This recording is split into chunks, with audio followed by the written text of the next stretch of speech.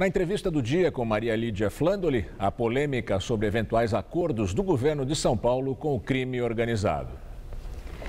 Para falar sobre as ações de governo que colocaram fim à onda de violência e ataques promovidos pelo PCC em maio de 2006, entrevisto Cláudio Lembo, ex-governador do estado de São Paulo.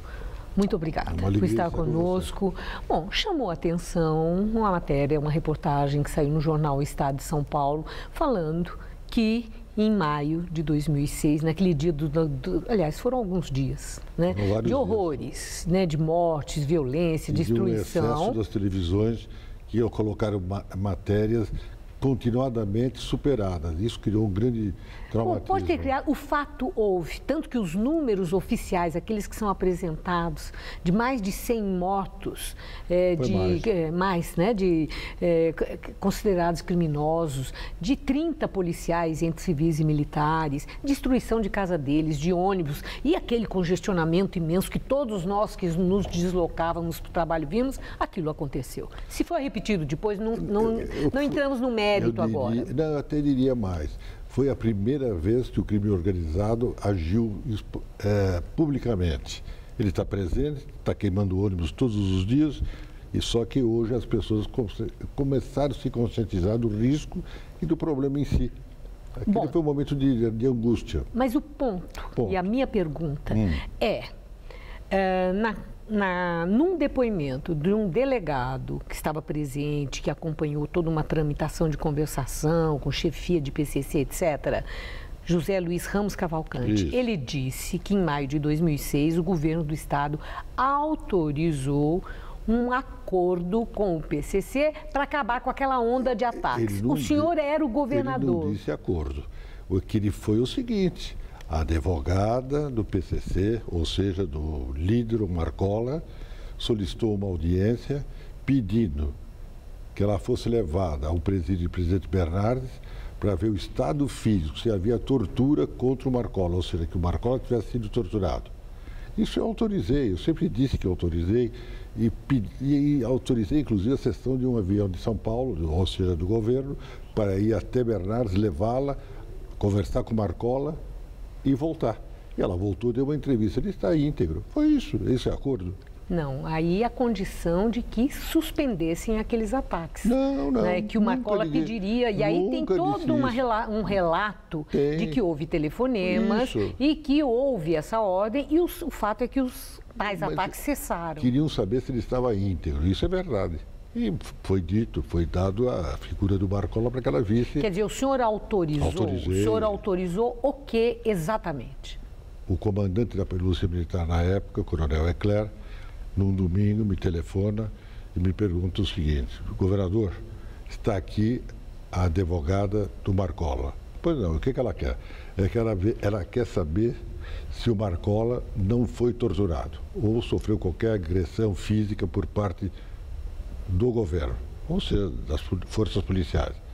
E eu perguntei, sofreu? Não sofreu nada. Então, deixa ela ver o Marcola.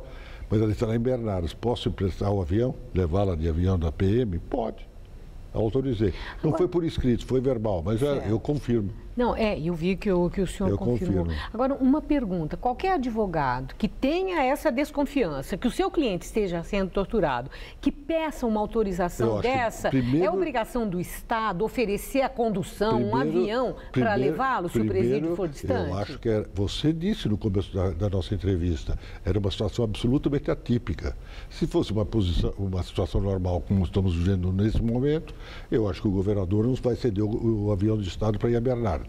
Mas era atípico, havia uma violência nas ruas. Portanto, o bom governo tem que ter equilíbrio e bom senso nesses momentos. Agora, professor Cláudio Lembo, as circunstâncias que são determinantes e podem se sobrepor a regras, a valores, a princípios. Mas não tem valor nenhum aí em risco.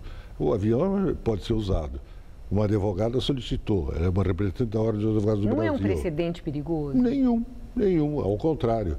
Eu acho que sempre que um advogado solicitar, tem que ser permitido que ele veja o preso, ou seja... E oferecer a condução. Se preciso, se for uma coisa absolutamente atípica, não comum, sim, não vejo mal. Isso não traz uma insegurança, saber que são as circunstâncias que determinam? A gente não pode se sentir, assim, a população, meio que ao Deus dará, se... A circunstância é que determina a mudança da regra ou a abertura. Não houve mudança nenhuma na regra. O avião pode ser cedido a qualquer momento. Para visitas, a datas, hora marcada, tem aquela fila na frente de presídio, tem uma regra. E certo. E houve uma quebra da regra, houve uma exceção.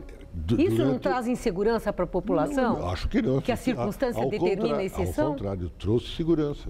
Se você mesmo disse que, visto que ele estava íntegro, terminou toda a rebelião, ou todo aquele conflito. Havia uma rebelião nos presídios. Havia também. 48 Além presídios disso, de rebelião, nos presídios. onde não morreu nenhum preso. Sim. É uma homenagem à PM, não morreu ninguém. Então, se havia uma situação tão diversa, tão diferente, tinha que se romper as regras, sim. Agora, eu me lembro, professor Cláudio, eu lembro que no dia que explodiu essa coisa, essa onda de violência, coincidentemente, o senhor estava aqui na TV Gazeta, numa gravação do programa em questão, em que eu era mediadora. Também participava o jornalista que é comentarista de política do Jornal da Gazeta, Bob Fernandes. E quando alguém o comunicou, naquele dia, o senhor recebeu esse comunicado, nós observamos e comentamos que o senhor ficou mais sério. É lógico. O senhor não contou nada para a gente, o senhor ficou mais sério, o senhor que é bem-humorado, muito falante, segurou a palavra, ficou mais sério. O que foi dito para o senhor naquela hora em que nós gravávamos o Em Questão? Foi quando morreram os 2 bombeiros. Foram assassinados os 2 bombeiros, coitados, absolutamente honestos, dignos, junto à viatura. Foi isso que comunicaram, senhor? Foi o que me comunicaram. Olha, mataram 2 bombeiros. Óbvio que eu tenho um grande respeito dos bombeiros e pela PM. Fiquei muito triste, constrangido. Agora, eu não sou daqueles que agridem a PM. Eu acho que a PM é uma grande instituição de São Paulo. Se não fosse a PM, nós não poderíamos viver nesse estado.